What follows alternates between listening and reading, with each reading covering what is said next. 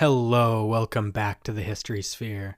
What you're about to hear is part 11 in a long and winding series on the decline and fall of the Soviet Union. If you're the sort of person who likes to have the full context of a story, you may want to go back and listen to those earlier episodes. If you don't need context and you're comfortable joining us in the middle of the story, then by all means stick around. Last week, I covered the relations between the big three Allied leaders, Stalin, Roosevelt, and Churchill at the Tehran and Yalta conferences. This week, I'm going to continue my discussion on the foundations of the post-war world and the roots of the Cold War. This is The End of History, Part 11.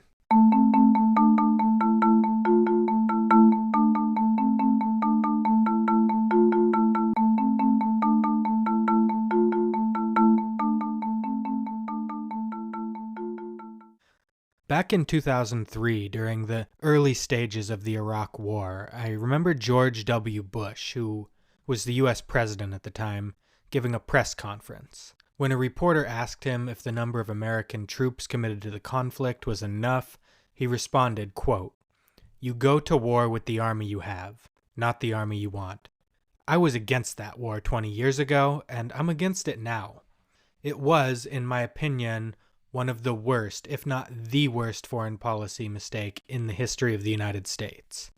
Thousands upon thousands of people lost their lives, the region was destabilized, American credibility was irrevocably damaged around the world, and as a result, the rules-based system of international peace and security established in the wake of the Second World War began to unravel." But there's a simple wisdom in the words President Bush spoke in that press conference, and they stuck with me over the years. I thought then, and I think now, that the war in Iraq was completely unnecessary. The same principle applies, however, to plenty of situations in history. When you're faced with a crisis, you do what you can with what you have. It's usually not the right move to wait around to do something until you can do it perfectly. Sometimes it is necessary to act and do it imperfectly. Often, circumstances demand action. Such was the case with the organization the Allies tried to build in the aftermath of World War II, the United Nations. The United Nations was built in a flawed way by flawed men from flawed countries. The framework they created is, at times, undemocratic, unfair, hypocritical, and prone to gridlock and dysfunction. But it was, in my opinion, a vast improvement on the system, if it can even be called that it replaced, and is one of the partial success stories that emerged from the cooperation of the Allied powers during and after the war. I will always try to be upfront with you all when I have biases, and I have one here. I'm a strong believer in the mission and ideals of the United Nations. Even if I am at times very critical of their implementation, I have worked for the UN in the past, and I have supported their mission for well over a decade. When I said last week that the post-war order is no longer working, I was referring partially to the mechanisms of the United Nations. That was not an easy conclusion for me to come to, and it is not easy for me to say, because I take no pleasure in it. I am, in my heart, an idealist, and I want it to work. But I'm also a realist, and when I look at it objectively, I can see that it isn't. This is not because people today are more or less cynical or idealistic than they were in 1945. I think people are pretty much the same across history. What changes are the circumstances and experiences. The system worked because people had faith in it, and they put their faith in it because the alternative, the world of might makes right, still lurked in living memory. And that is what I think is missing now. The people who remember the world before 1945, my grandparents' generation, are sadly mostly gone now. And we've lost the collective memory of what can happen when great powers fail to cooperate and communicate across differences. I think the opening words of the UN Charter speak to the collective trauma of that generation, as well as the high-minded ideals of its framers. The Charter begins with, quote, "We the peoples of the United Nations." And that's an homage to the United States Constitution, which served as an inspiration to the framers, many of whom were American. After that, the very first words of the preamble state that its first purpose is to save future generations from the scourge of war, which, quote, "twice in our lifetime has brought untold suffering to mankind." The document goes on to affirm the commitment of the signatories to the fundamental human rights, international peace and security, international law, and equality of men and women, and equality of nations. When put into practice, the United Nations has fallen short on many of these fronts. Human rights are not universally respected. Indeed, some of the founding members of the United Nations, and even permanent members of the Security Council, are among the worst human rights abusers in history, including Stalin's Soviet Union.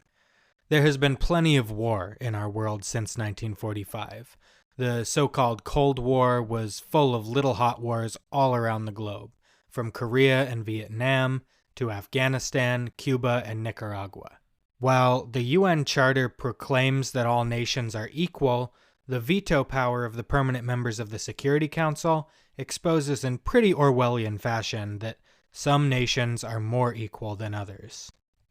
At the same time that it failed in some of its goals, the United Nations succeeded in creating a functional framework for cooperative responses to global crises, including coordinating humanitarian relief efforts and some of the special agencies created by the UN, UNICEF, the UN Children's Fund, and UNHCR, the UN High Commissioner for Refugees, have and continue to relieve people's suffering and make an impact in people's lives all over the world.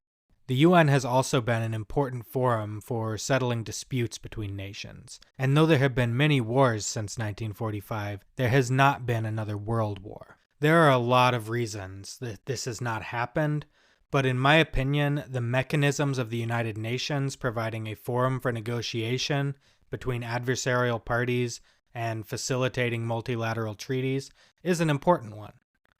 This is crucial because another war between great powers would likely be immeasurably deadlier and even more catastrophic than even the Second World War. This is because on July 16, 1945, in a remote desert in the U.S. state of New Mexico, a group of American and British scientists working with the top-secret Manhattan Project successfully tested the world's first nuclear fission bomb. Though some politicians and world leaders were slow to realize it, the world had entered the atomic age. There would be no going back. As the atomic bomb was being tested in New Mexico, the leaders of the Big Three were preparing to meet once again in Potsdam, a suburb of Berlin, to hammer out the final details of the post-war world and, of course, the division of the spoils. Last week I said that Winston Churchill was voted out of power before the Potsdam Conference. I got that wrong. I am going to make mistakes from time to time in this podcast, and I will do my best to correct them when I do. A general election had taken place about 2 weeks earlier, and Churchill did lose that election. However, due to the large number of votes cast by British soldiers serving overseas, it took some time to count the votes, and the results were not finalized until the conference was already underway.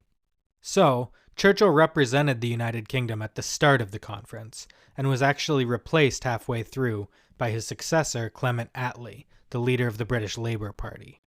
Roosevelt had died in April and had been replaced by his no-nonsense, much less diplomatic, Vice President Harry Truman, who represented the United States at the conference.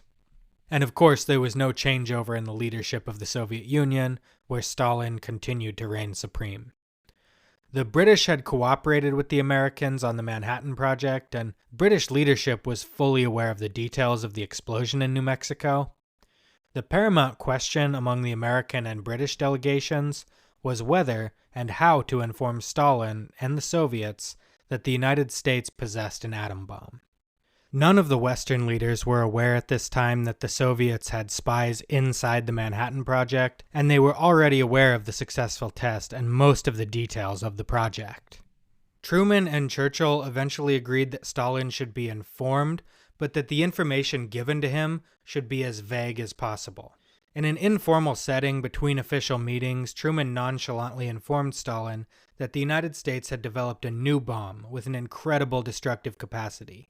He gave no further details. Stalin, having received briefings from his intelligence operatives, already knew this, and a lot more.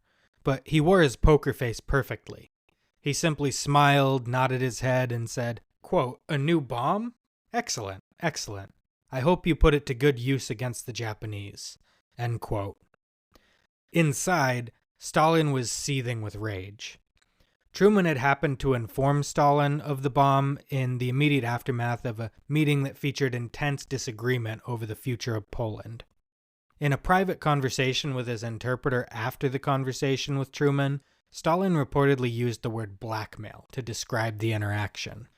Historians are divided on whether or not Truman meant for this particular conversation to be interpreted in this way, but it is not disputed that Truman decided pretty early on that America's nuclear monopoly was a powerful tool in post-war diplomacy, and he was not always as subtle as some of his advisors, especially those holdovers from the Roosevelt administration, would have liked in his use of it as a powerful bargaining chip, especially with the Soviets. Whether it was meant as a threat or not, Stalin and the Soviets took it as one. Marshal Georgy Zhukov, who was also present at the conference, recalled in his memoirs that the same evening as Stalin's casual conversation with Truman about the bomb, Stalin pulled his foreign minister Vyacheslav Molotov aside and told him, quote, "We need to discuss with Kurchatov the acceleration of our work." End quote. Igor Kurchatov was the leading scientist in the Soviet Union's own atomic bomb project. It's important to note that the Western Allies were not alone in pursuing the practical application of nuclear energy for military purposes. Indeed, one of the main reasons that so much was invested in the Manhattan Project was that it was believed by Allied intelligence sources that Nazi Germany had their own advanced project to develop an atom bomb, and of course the Soviets had their own program as well. The cat was out of the bag at this point. Enough theoretical research on the potential of nuclear energy had been published in the years before the war that scientists around the world understood the potential for its use as a weapon of mass destruction. The United States developed one first, but in my opinion, the development of an atom bomb was a question of when, not if, by this point. The Soviets saw the American monopoly on nuclear weapons as a factor that shifted the balance of power to an unacceptable degree. And when you view things from their perspective and look at it in a purely practical way, they had a point. In a world without nuclear weapons, the Soviets were coming into the Potsdam Conference with the clear upper hand over their Western allies. Despite having suffered greatly during the war, the Soviet state emerged stronger than it had ever been, and indeed stronger than the Russian Empire of the Tsars had ever been. When the Red Army met the Western Allies in the center of Germany in 1945, the Red Army outnumbered their British and American counterparts roughly 2-1. The Western Allies had a slight advantage in air power, but just about every other metric weighed in favor of the Soviets. Add to that the fact that the United States had been clear that their forces did not intend to stick around in Europe for very long. They were, after all, still at war with Japan, and they always intended to withdraw most of their forces from Europe and redeploy them to the Pacific theater. I'm certainly not implying that there was any genuine probability of a direct conflict between the Soviet Union and Western forces. That was the last thing either side wanted.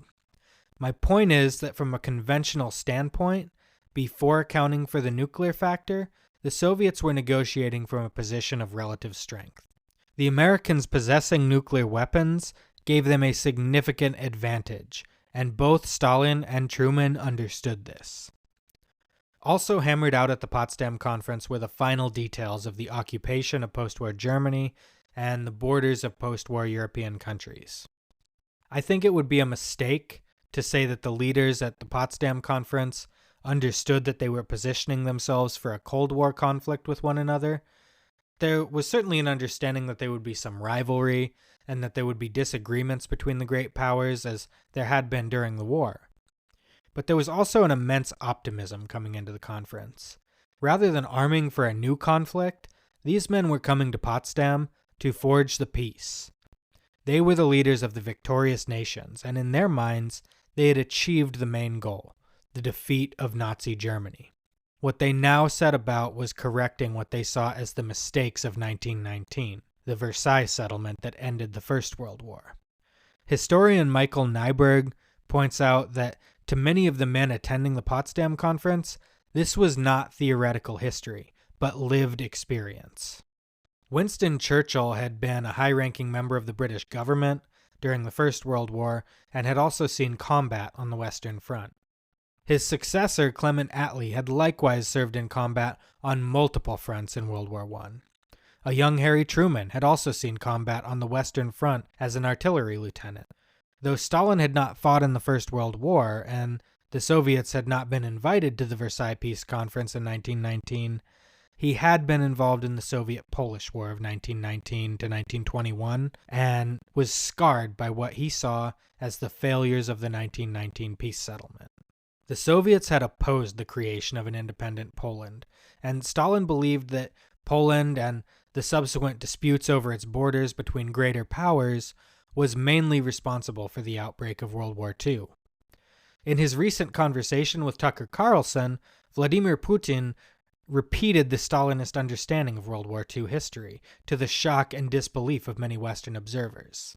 This warped understanding of the history of World War II, however, did not emerge in a vacuum. It was Stalin's understanding, and since the Soviet Union was a totalitarian state, whatever the dictator's belief was, made its way into the official Soviet histories of the period. And these histories were still being studied in Soviet classrooms in the 1950s and 60s when Putin was a student. Many of the advisors and deputies from the US and UK who attended the Potsdam Conference had themselves been present at the 1919 Versailles Conference. What they saw as the mistakes of 1919 was complicated, and they didn't always agree. But it basically boiled down to three broad points. First, too many small nations had been invited to participate in the Versailles Conference. It created too many varied interests and ultimately led to conflict between the great powers over the borders of these smaller nations. Stalin felt especially strongly on this point, as I mentioned before about his views on Poland. This problem was easily solved. Only the Soviet Union, the United States, and the United Kingdom took part in the Potsdam Conference. The other nations of Europe, including France, were not invited to participate. Second, the League of Nations, the attempt at creating a UN-style international organization after the First World War, had not been strong enough and was toothless in the face of fascist aggression. The United Nations, whose charter had been signed by representatives of the Allied nations in San Francisco a month before, was significantly stronger, and the Security Council actually had some legal ability to make resolutions that were binding on all nations. As I discussed before, it was definitely the result of compromise between the competing interests of the Big Three, and it wasn't as strong as some people felt it needed to be. But it was significantly stronger than the League of Nations had been. Additionally, though U.S. President Woodrow Wilson had been one of the principal architects of the League of Nations and its strongest supporter, he entered the negotiations on it without the political capital necessary to realize his goal. Put simply, he didn't have the votes in the U.S. Senate to ratify the treaty. Those of you who listened to our earlier series on the Creole Affair know that treaties signed by a U.S. president are required to be ratified by the Senate before they become law.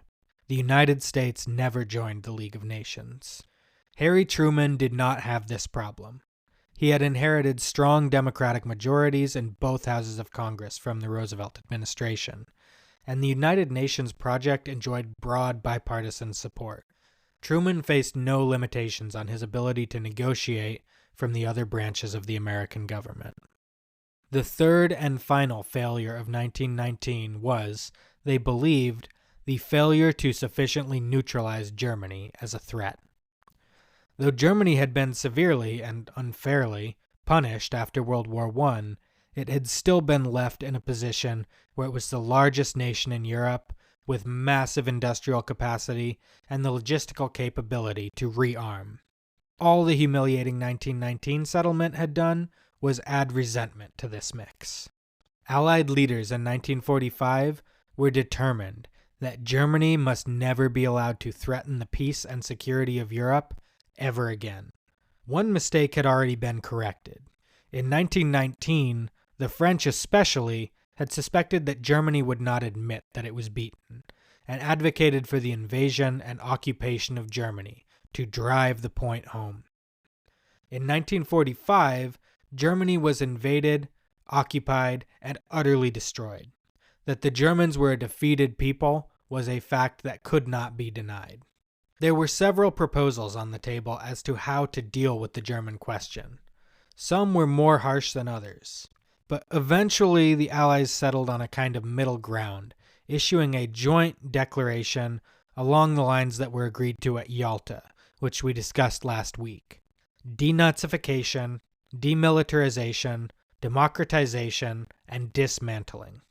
All land acquisitions by Germany after 1933 were reversed. Alsace-Lorraine was returned to France, and Austria, which had united with Germany in the 1938 Anschluss, was restored to its pre-1938 borders as an independent country, also under joint Allied occupation. Most of the eastern territories of historic Germany were to be lost and incorporated into Poland, to compensate Poland for the loss of its own eastern territory to the Soviet Union. The East Prussian city of Königsberg, today known as Kaliningrad, and the surrounding land was directly annexed to the Soviet Union. The Germans living in those territories that had not already left were to be removed and relocated within the borders of post-war Germany. The Americans and British only insisted that this campaign of, let's call it what it is, ethnic cleansing, be carried out in a fashion that was, quote, orderly and humane, end quote. The occupation zones for the Soviets, Americans, British, and French were finalized, with British, American, and French zones comprising what would become West Germany, and the Soviet zone comprising what would eventually become East Germany. Berlin, though deep inside the Soviet zone, was to be under joint occupation and divided into Soviet and Western sectors.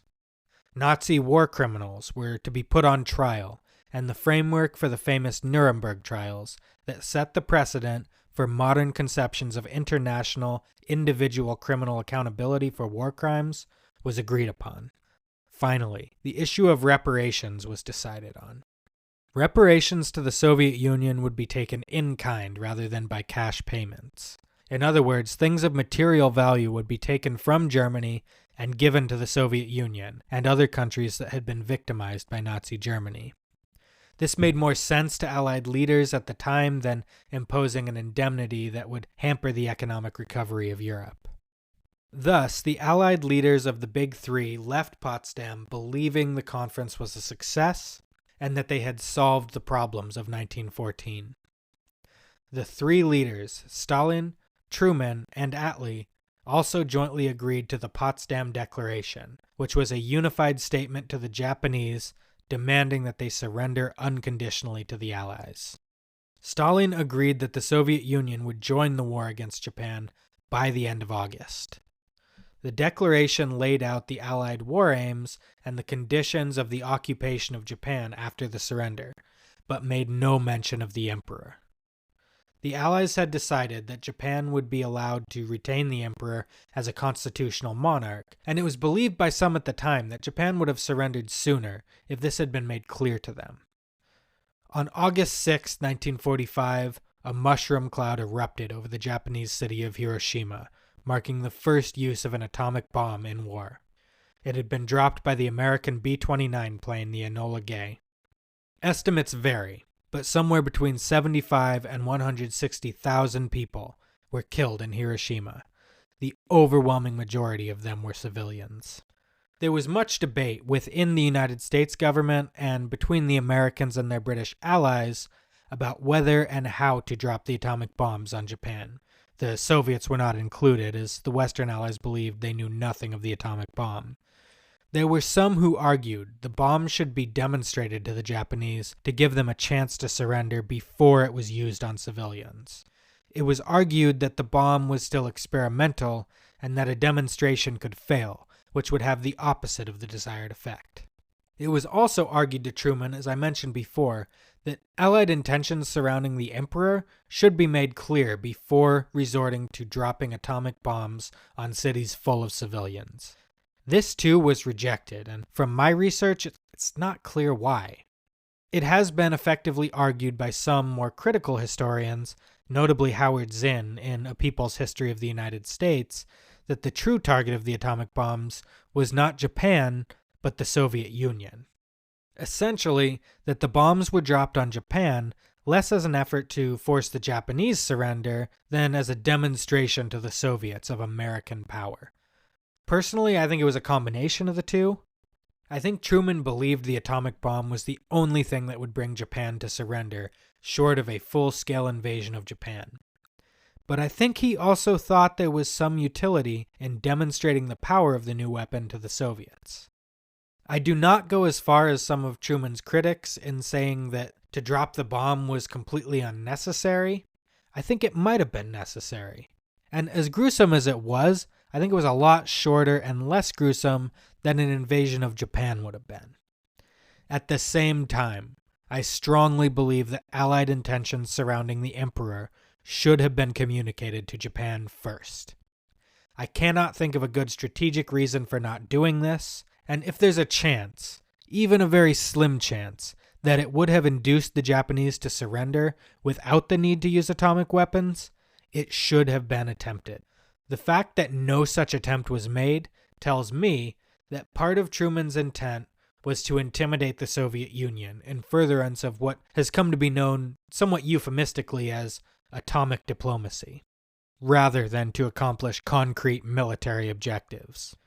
Harry Truman is definitely a mixed bag. I think he went on to do some truly good things.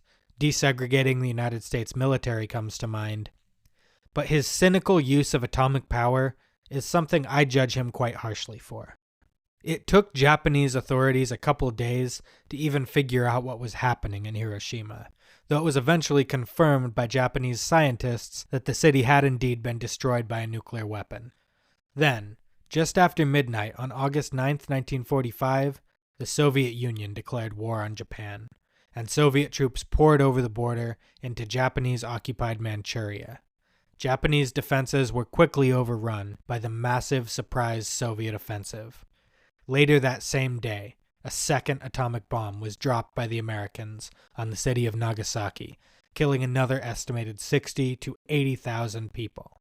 Again, overwhelmingly innocent civilians. As an American, the version of history that was taught to me is that it was the atomic bombs and the atomic bombs alone that induced the Japanese surrender.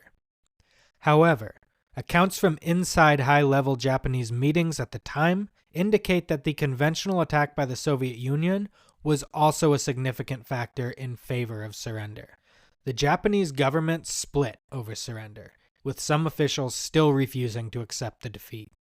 Ultimately, Emperor Hirohito broke the deadlock, deciding that Japan would surrender to the Allies. On the evening of August 14, 1945, he recorded an address to the Japanese people, announcing that the Allied surrender terms would be accepted and that Japan must, quote, endure the unendurable, end quote. An attempted coup by die-hard military officers was thwarted that evening, and on August 15th, the speech was aired on Japanese radio. The surrender was finalized on September 2nd, 1945, on board the USS Missouri in Tokyo Harbor, and the Second World War, the most destructive conflict in human history, came to an end. In the immediate post-war years, as relations froze between the United States and the Soviet Union, the Truman administration developed a policy of containment of communism, and the concept of the so-called nuclear umbrella, the territory, especially in Europe, that the United States was willing to defend with nuclear weapons, was developed by the Truman administration. Rather than backing down in the face of America's nuclear monopoly, Stalin's resolve only hardened. He gradually transformed the nations of Eastern Europe into Soviet satellite states, hardening his repression against perceived enemies at home and abroad. By March 1946, the two sides began to feel more comfortable being open in their hostility as the facade of the wartime alliance faded away.